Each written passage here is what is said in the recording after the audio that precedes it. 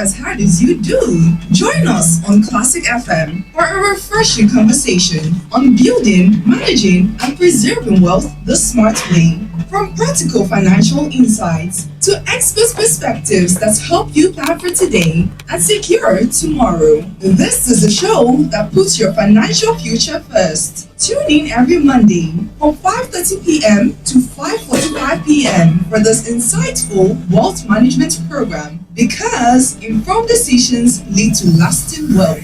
Only on Classic FM 97.3.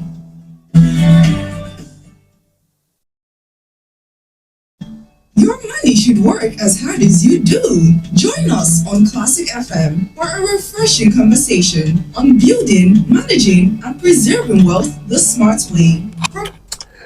A very good evening to you. Welcome to tonight's edition of Wealth Management and You. My name is Chico, and joining me, as usual, our financial expert, Raphael Emenyonu. Good evening, Raphael. Hi, Chico. How you doing? I'm doing fantastic. I'm doing really good. I know so. I wasn't going to go there, I promise. I know so. I'll try and resist it. I saw the U.S. and Iran war. Yes. over the weekend. Okay. Interesting. It was quite sad. It really was. It was. Our topic on today's edition of Wealth Management and You is financial planning and retirement. Now, as some, including yours truly, that's me, approach 60, this becomes really, really important. So if you have a relative, friend, acquaintance, colleague, or anything, you might want to ask them to tune in right now and get some advice from today's show, because you can't know it all, and it is important that you take advice, particularly from experts, when it comes to financial planning and retirement. To set the stage for this, we've got a story we're going to be sharing with you. Yeah. Would you like to say anything before we get into it? No, let's go ahead. Let's go ahead. Now, when Kunle Adeyemi retired at 62, the farewell party at his office in Ibadan was everything he had imagined. There were speeches, there was laughter, and a framed certificate that was thanking him for 35 years of dedicated service. His colleagues spoke of his discipline, his consistency, his quiet pride in never missing a day of work. One of them said, "You're set for life now," and raised a glass. Kunle smiled. He believed that too.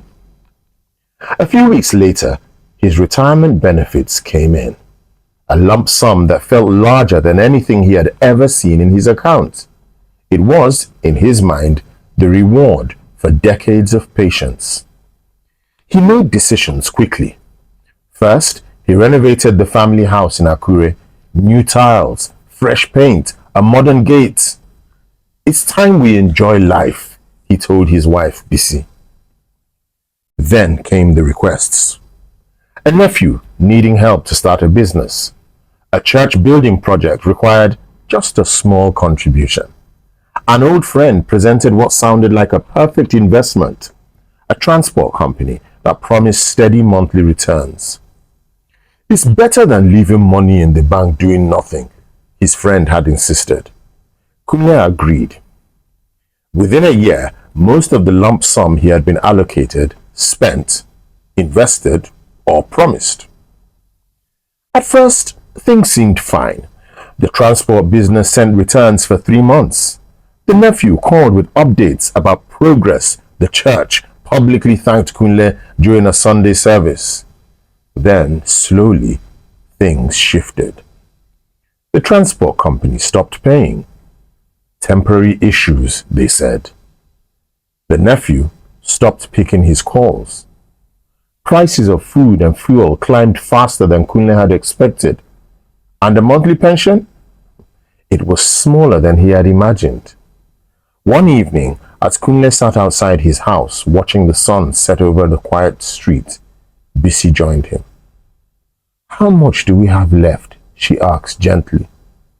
Kunle didn't answer immediately. Not enough, he finally said. They began cutting back. No more casual generosity. No more quick investments. But the adjustments came late. Medical bills, once an afterthought, became a growing concern. The house, though beautiful, generated no income. The investments had no liquidity. One afternoon, Kunle visited an old colleague who had retired a few years earlier. To his surprise, the man's life looked steadier, modest, but predictable. How did you manage it? Kunle asked. The colleague shrugged. I planned for boring, not impressive. He went on to explain. Part of his his retirement funds, had been placed in low-risk instruments. He had a small rental property generating monthly income. He avoided informal investments he didn't fully understand.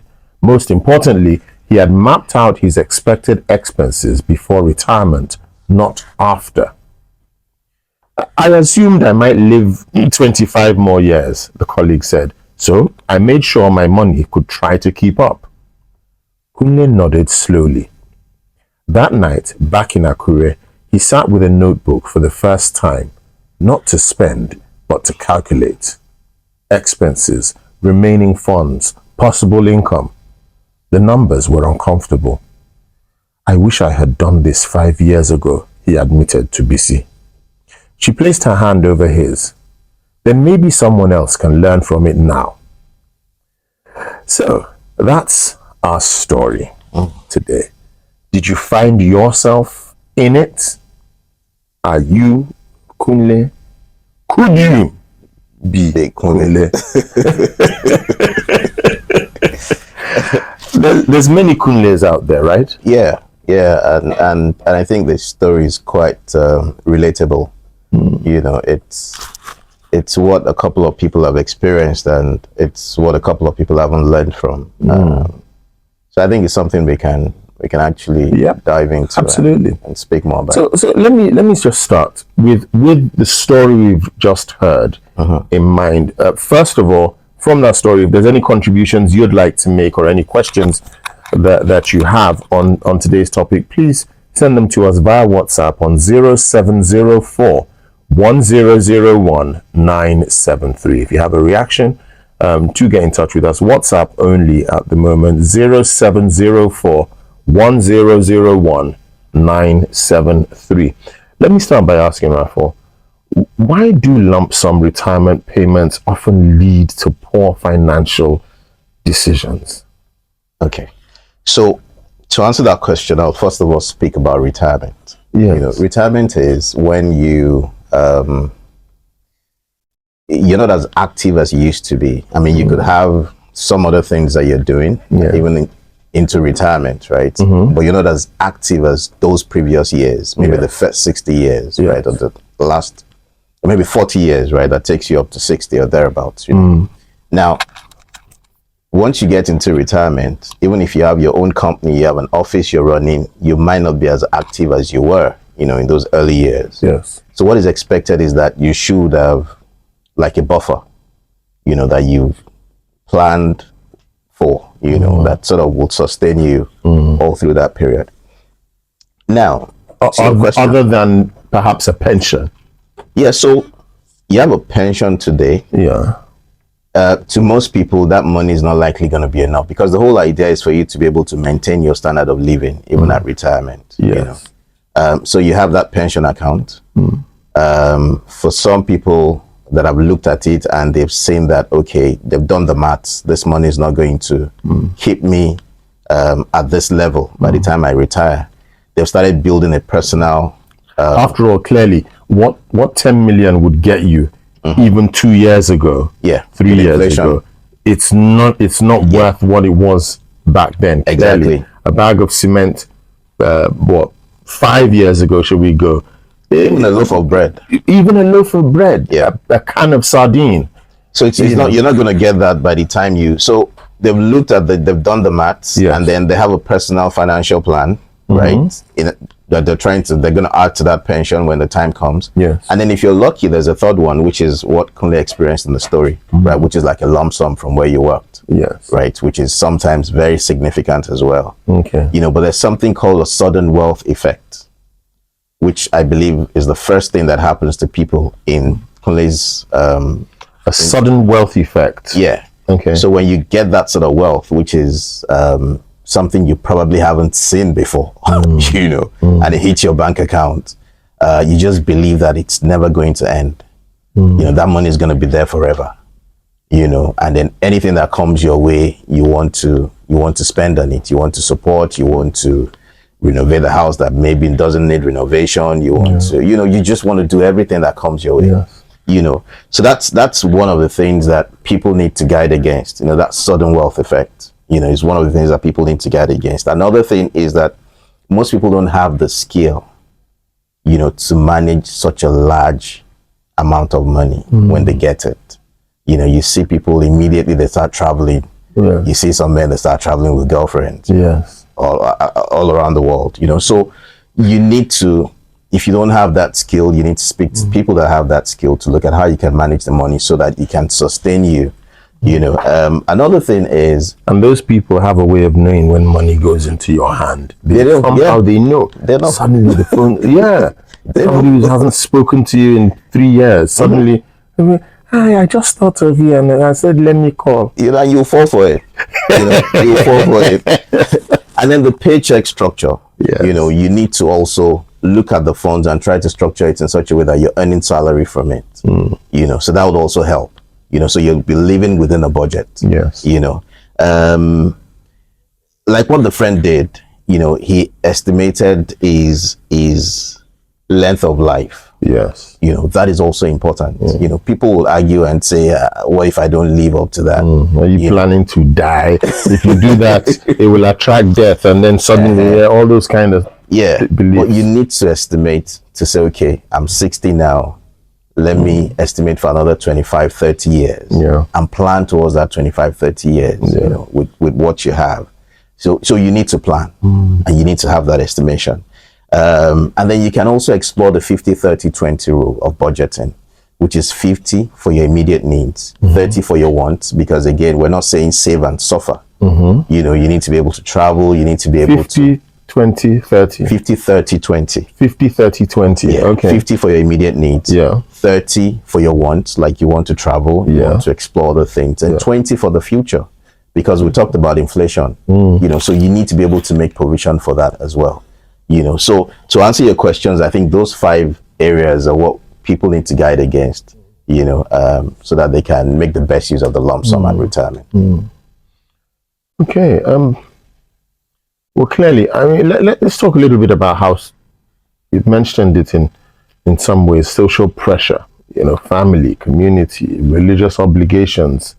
How do those things impact? That's a critical cultural thing. Yes. In Nigeria. I don't know, maybe it spreads into Africa as well. But you see, when you get to that level, people might see you as an elderly person. You have to be in the capacity to help in the village. You have to be in the capacity to support family members. The trick to that is it's never going to end. Family is never going to go away. Yeah. So the trick to that is you need to have a budget. We're not saying don't attend to it when it comes, but one of the things that you can do is to have a budget.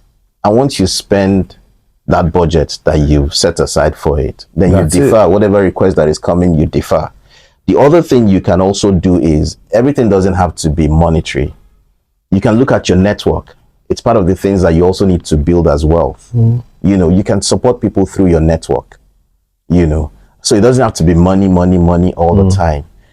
You can also pick a few people, or a few projects that you then want to support and you're committed to, so that when people see that you're doing these things, and when they come to you and you're saying, I've already supported XYZ, I'm already doing this for this, people will sort of sit back and relax and allow you be. So those are things that people can do to be able to guide against those social pressures as they come. I think one of the things I like to add to that is that when you're giving somebody loan, see it as a gift, which means that it's the money that you can do away with, that you need to then give out as loan. Yeah, my mom taught us that one. Never lend someone, something you can't. So that if it doesn't come back, you don't regret it. At the end of the day. Yeah, certainly don't take money that's crucial for a particular thing. Yeah. And say, okay, well, because that thing is down the road, let me lend this person this money. It's going to come back before then, and then it doesn't come back, and you suffer for it. Yeah. So you treat your loan as gifts as well. Yeah. Yeah, but if you're asking for a loan, make sure you pay it back. Don't.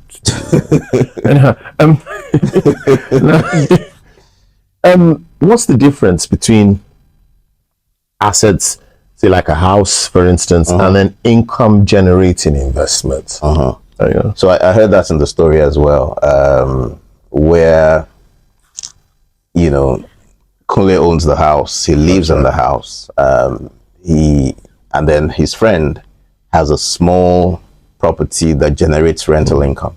Can I hazard that?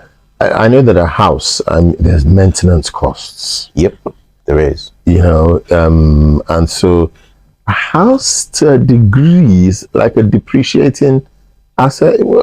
Maybe depreciating is not the right word, but if there's not money generating, if that house isn't generating money, then there better be money being generated from somewhere. Yes. To use to maintain the house. Yes. Right? Yeah. So again, you can look at it as, a value asset. So it appreciates in value. Yes, you have to maintain it. You have to fix things here and there. But when you're in retirement, you need assets that brings in regular income. So I see a lot of houses on the island, Ikoyi, they're empty. And I wonder what's going on. But when you're in retirement, you need assets that generate income. So if you have properties, you need to be able to get it to generate income. If you have a piece of land, you want to lease it. Is it in a location where you can lease it out for some years, and make money off it? Yeah. You have people that do car wash, you have mechanics that are looking for sites, Yeah. So are you able to lease it to even people that do event center or things like that, So you need to be able to look at how that property can generate income outside the one that you're staying, right? If you don't have any other property apart the one that you're staying in, then you should have planned to have other financial assets that generate income, like stocks that pays dividends, like bonds that pays coupon or interest, like treasury bills that pays interest, fixed deposits in banks that pays interest. So you need to be able to have those sort of assets so that you have regular income that you can spend, on those expenses that come up, during retirement. So it's important that you have a mix of both. You have those assets that appreciate in value, and you also have those assets that generate regular income. Yeah, and I suppose with a house for someone who's retired, if you're the house owner, you're not necessarily looking at that as an asset in terms of what it can do for you or your return, because you need a roof over your head. Yes. So essentially, that house really is possibly in some ways of more value to the people you're leaving it for when you are checking out than it is to you. For you, it's just somewhere that you live. You're not looking at it as... look at a big house where you just want to impress people. You're retired. You're not in active employment anymore. So, a friend of mine was speaking to his son, and they have this massive house. It's a really big house somewhere on the island. Let me help them to remain anonymous. and the son is graduated now, and they were having a conversation.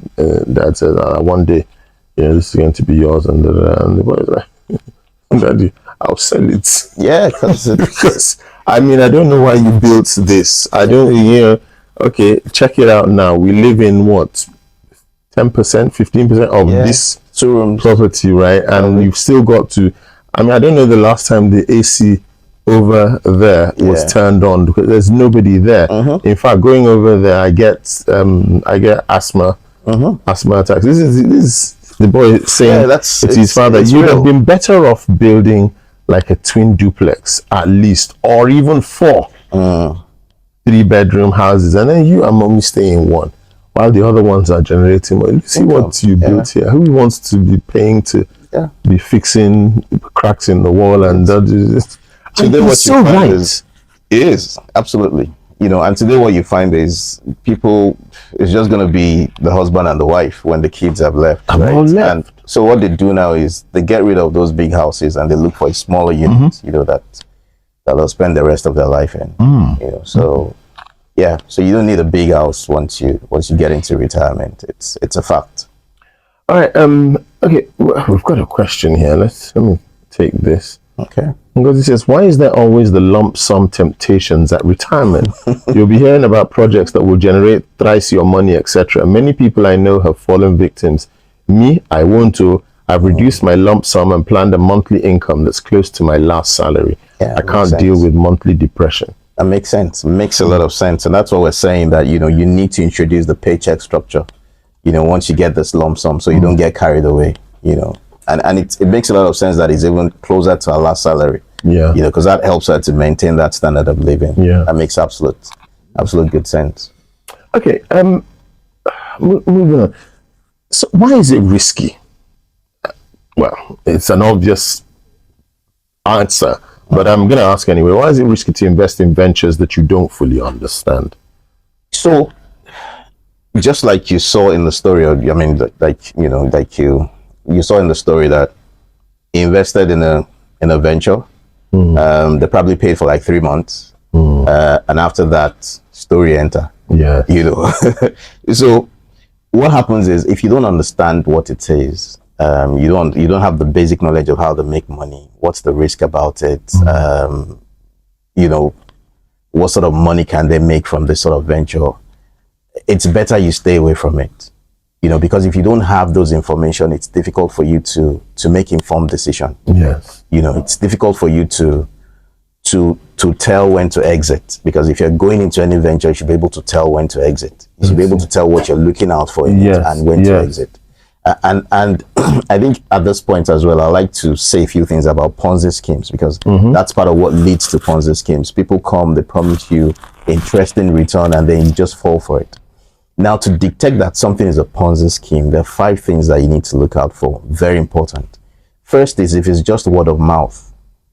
You don't hear about it on the radio, you don't see billboards, you don't hear about it on the television. It's just word of mouth. You need to be wary. The second thing is, if they're not able to tell you how much they want to raise, even federal government will tell you if they're introducing treasury bills, primary auctions, and all of those things. They tell you how much they're looking to raise.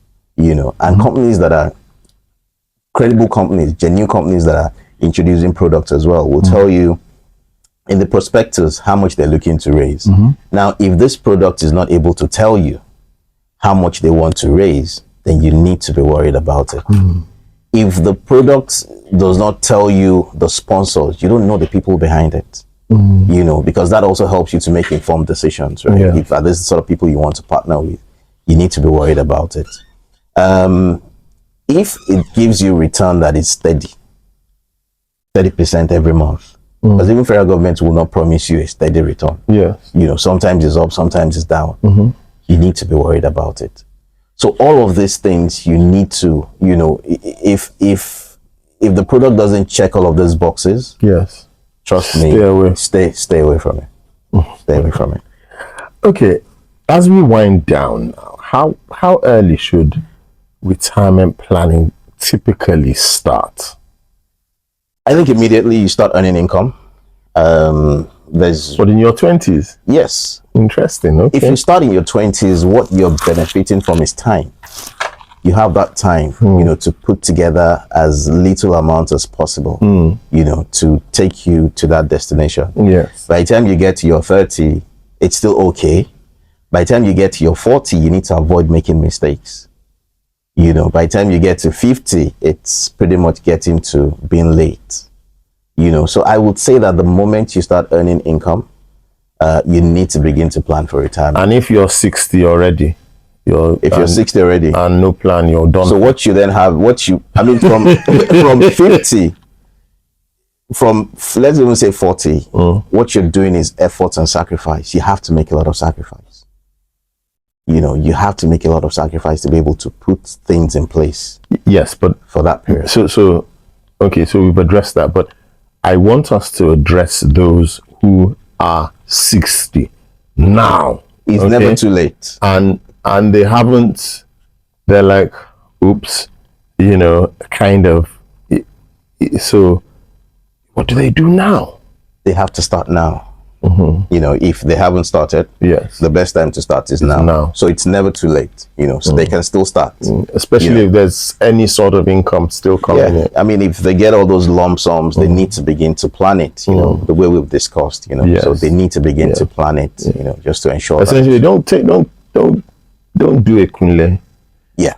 Probably better for you to sit down properly with a reputable advisor, financial advisor, and then have them advise on, listen, do at it like this, like that, and take the best advice rather than that era where our parents see us as their retirement plan. Yeah, that's that gone. number. Nope, that's gone. That number. I was going to mention dropped, that. So I was going to mention that. So that number has dropped now. So it's our retirement is in our hands. We need. Kids are not a retirement plan anymore. Not anymore. And these kids, whatever they can even get from you, they're looking at you. They don't even have. They don't have our time at all. Unfortunately. What balance? Just before we go.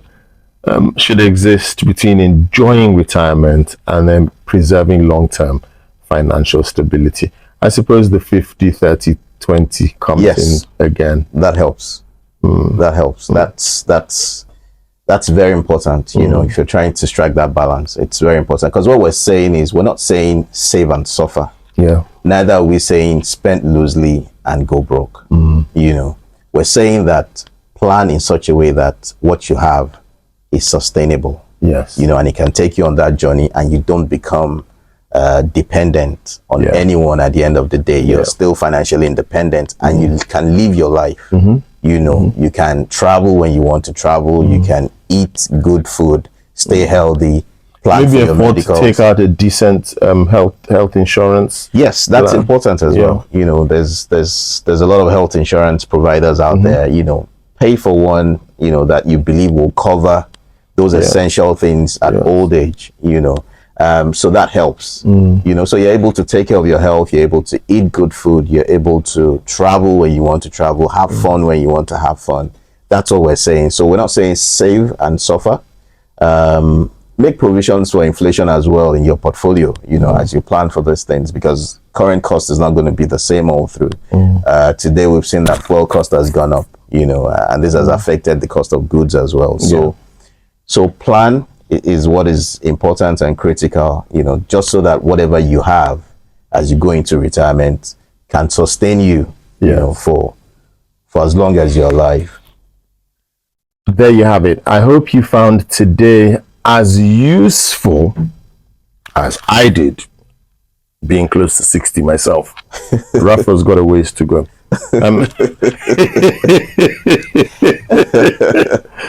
This has been Wealth Management and You. It comes your way at 5:30 every Monday on Classic FM 97.3. Please do join us next Monday for another edition of the show. What's our next topic? Any idea? We'll announce it in the week. Yes, let's talk about it in the week. We'll announce it. They can watch videos of episodes, missed episodes. You can see videos on YouTube. You can check out podcasts on Spotify.